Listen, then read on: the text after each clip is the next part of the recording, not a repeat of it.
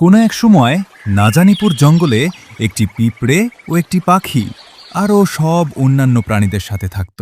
একদিন দুপুরবেলা পিঁপড়েটা মনের আনন্দে গান গাইতে গাইতে তার গার্লফ্রেন্ডের কাছে যাচ্ছিল।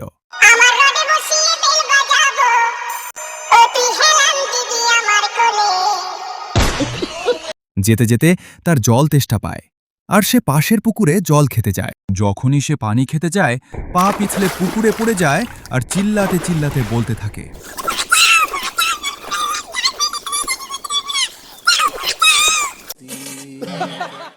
তার এই চিৎকারের আওয়াজ শুনে পাশে একটি গাছে ঘুমিয়ে থাকা একটি অলস পাখি শুনতে পেয়ে অবাক হয়ে জেগে ওঠে। সে দেখে যে একটি পিঁপড়ে পুকুরে ডুবে যাচ্ছে। এটা দেখে সে তৎক্ষণাৎ একটি গাছের পাতা পুকুরে ফেলে দেয় আর বলে,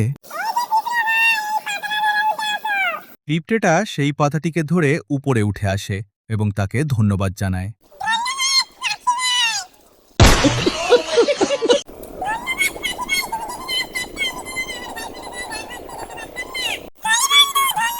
পিঁপড়ে আমি ছোট, পায়ে হাঁটি দৌড়, পুকুর থেকে বাঁচলাম, জীবনটা পাই জোর। পাখি ভাইরে জানাই টাটা, অনেক দিলাম জ্বালা। পিঁপড়ে আমি সাহসী, কাটাবো দুপুর বেলা। চিচি আমি চলি, পিঁপি আমি চলি। এইভাবে বেশ কয়েকদিন কেটে যায়। তারপর একদিন একটি পাখি শিকারী সেই জঙ্গলে এসে পাখি খুঁজতে লাগে এবং লেদুস পাখিটাকে দেখতে পায়। সে মনে মনে ভাবে, এই বলে সে নিশানা ঠিক করতে লাগে। সেই সময় তার পাশ দিয়ে পিঁপড়েটা ফিরছিল তার গার্লফ্রেন্ডের সাথে দেখা করে। এটা দেখে সে দাঁড়িয়ে যায় এবং ভাবতে থাকে। এই বলে পিঁপড়েটা শিকারীর পায়ে কামড় বসায়। শিকারী যন্ত্রণার ফলে নিশানা মিস করে ফেলে।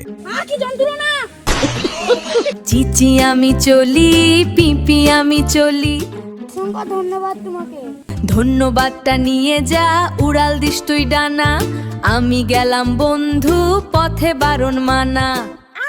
এই গল্পটা থেকে আমরা জানতে পারলাম যে ছোট বড় সকলেই সবার উপকারে আসতে পারে, তাই ছোট বলে কাউকে তুচ্ছ করা উচিত নয়। আর এরকম আরো মজার মজার ভিডিও পেতে আমাদের টিম ময়না চ্যানেলটাকে সাবস্ক্রাইব করবে আর ভিডিওতে লাইক কমেন্ট শেয়ার করে দেবে। ধন্যবাদ। দুপুর বেলা চিচি আমি চলি, পিঁপি আমি চলি।